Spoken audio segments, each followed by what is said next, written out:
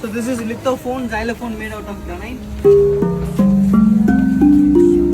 So while playing, make sure you play the center and not on the part of the right. Spread your fingers, place your hands like this, rub it slowly front and back like this, slowly. The more gentle and slow you rub, the more sound increases.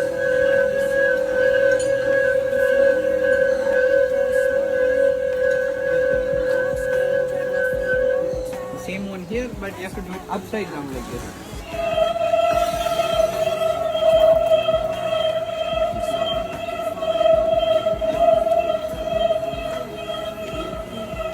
And that one is ringing stone. If you collect the stones from here, you put it. Like the stones and put it on top. So you started from the rubbing stone, right? Right. So you also